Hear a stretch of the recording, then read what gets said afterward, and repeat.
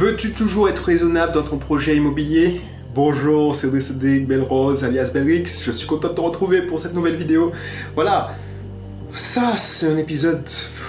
Franchement, c'est parce que si tu regardes ça, si tu regardes cette chaîne, si tu regardes cette page Facebook, cette vidéo, c'est que tu es intéressé par l'immobilier.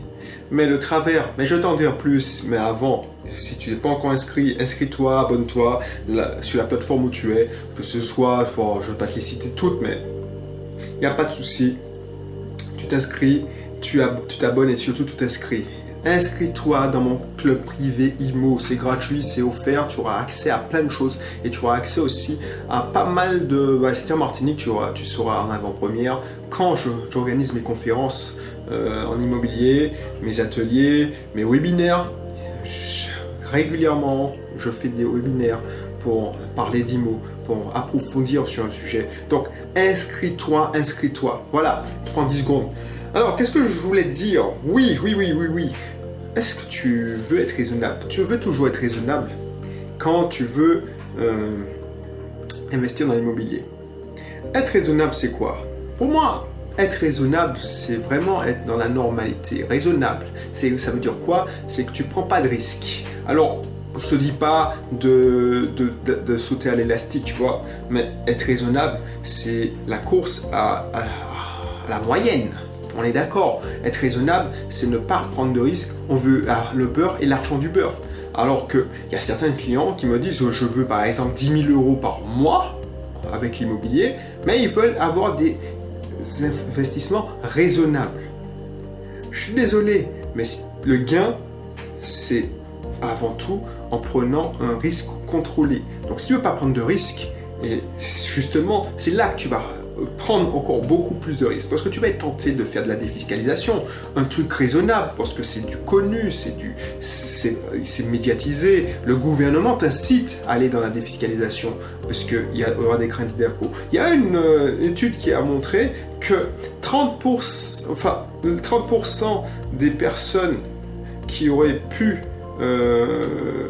qui ont investi alors c'est 30% ou c'est l'inverse, c'est 70% des gens, voilà, que 30% des gens qui ont investi dans la défiscalisation qui avaient intérêt à faire de la défiscalisation. Parce que, effectivement, s'il n'y avait pas eu la défiscalisation, ils n'auraient pas investi parce que c'est pas rentable. En fait, c'est ça le piège. C'est-à-dire que, oui, c'est ça pourquoi je sors le chiffre des 30%, il y a un rapport que j'ai vu dans les échos qui explique que quand tu fais de la défiscalisation, tu payes 30% plus cher l'appartement, le bien. Alors, je le dis dans mes conférences, peut-être qu'on me dit « Ouais, mais tu n'es pas objectif. » Non, je l'avais constaté et ça me fait plaisir que je vois un article, alors je ne sais pas si c'est Capital ou Les Échos, qui explique ça. Ben voilà, si l'État vous fait un cadeau, il faut se poser la question. Il vous fait un cadeau, pourquoi? Et encore, c'est un cadeau empoisonné. C'est parce que sinon, vous n'auriez pas fait cet investissement. Donc, cet investissement raisonnable de la défiscalisation, ça tombe à l'eau parce que en fait, tu vas pas pouvoir le vendre. Tu vas pas pouvoir le revendre. Mais on n'est pas là pour parler de défiscalisation, mais ça, c'est un exemple. Tout le monde dit que c'est raisonnable parce que les banques connaissent, c'est classique, c'est du raisonnable, donc on te passe beaucoup plus, alors que si tu t'es venu avec un bien genre dans l'ancien, on t'aurait dit non, c'est pas possible, vous êtes trop endetté. Là on ferme les yeux, on dit oh ça passe, parce que c'est de la défisque. Voilà le paradoxe. Autre chose, les locations en nu, c'est-à-dire sans meubles, non meublées, vides, ça c'est du raisonnable. Ça c'est du raisonnable. Tu vas investir, tu vas dire oui, c'est raisonnable parce que en fait le locataire il va pas dégrader mon bien parce qu'il y a rien dans la location à casser. Donc moi je loue que les murs. Le problème c'est que si tu veux gagner vraiment ta vie avec l'immobilier, c'est pas avec de la location en nu parce que tu es en concurrence avec tous ceux qui font de la location en nu. Tu peux pas faire de la différence. Tu peux pas faire la différence avec des murs. Là où tu peux faire la différence, c'est le bien, où il est situé le bien, dans quelle résidence. Et encore, tu seras en compétition avec tous ceux qui ont le même bien dans la même résidence. Tu vois ce que je veux dire? Donc, tu seras en compétition avec le prix au mètre carré. Et quand je te le dis, hein, les entrepreneurs que j'accompagne, je leur dis attention, si votre seul moyen de différenciation c'est le prix, vous êtes mort. Donc c'est la même chose en immobilier. Si la seule différenciation que tu peux avoir c'est le prix, bah tu es mort. Donc tu ne peux pas gagner. Donc tu vas faire dans le raisonnable, mais tu vas effectivement avoir au mieux une opération blanche ou gagner de 10, 20 euros par mois de cash flow. Mais est-ce que tu veux être raisonnable? Est-ce que ça t'intéresse de prendre tout ça de risque? De prendre tout ça de risque parce que c'est du risque quand même. C'est-à-dire que tu fais un prêt, tu te prends la tête à faire un prêt, tu te prends la tête à aller chez le notaire, et puis tu gagnes que 10 euros. C'est comme ceux qui veulent faire la location saisonnière et qui se mettent un deuxième travail. Pourquoi? Parce qu'ils veulent être raisonnables. Et raisonnable, c'est-à-dire que je ne veux pas payer un service de conciergerie pour déléguer. Je veux tout faire moi-même parce que j'ai le repère d'être raisonnable. Je ne sais pas comment ça a tourné, est-ce que ça a marché. Donc aussi, je fixe un prix raisonnable. D'ailleurs que je regarde ce qui se passe dans mon marché, je vois que le prix de l'immobilier à la semaine, quand tu fais de la courte durée, c'est 600 à 500, 800 euros la semaine pour ma villa.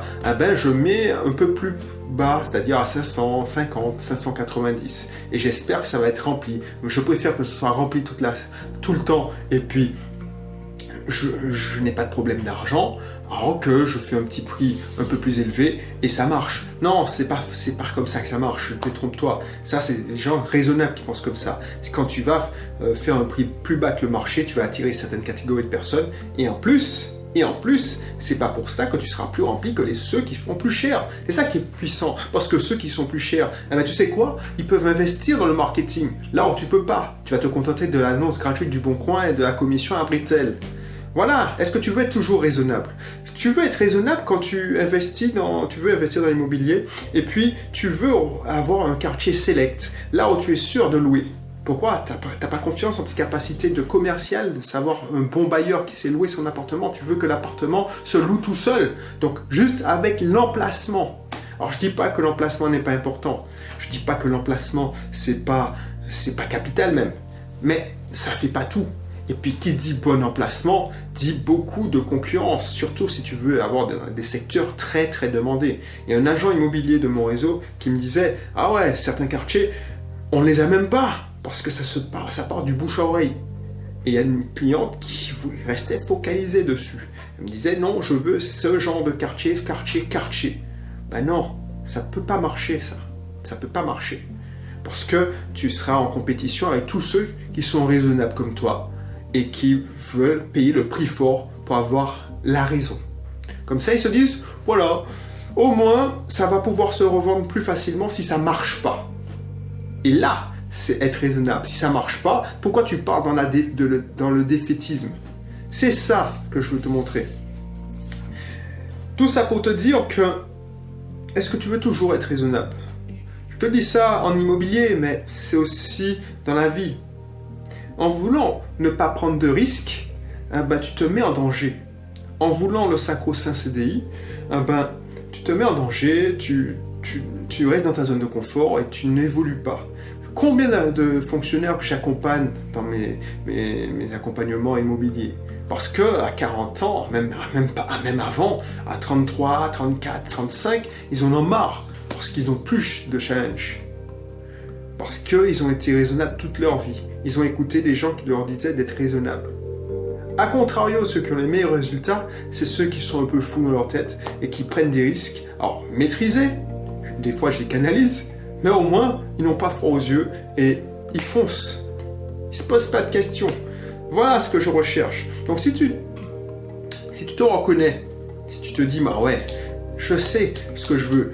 Alors, si tu te reconnais, tu te dis, ouais, mais effectivement, je fonce. Ou tu te reconnais parce que tu as touché pile, tu es raisonnable. Je t'incite à t'inscrire aussi dans le club privé immobilier parce que tu auras accès à pas mal d'infos qui vont te permettre de voir que ce que tu pensais être raisonnable, c'est ce qui te permet d'être en danger.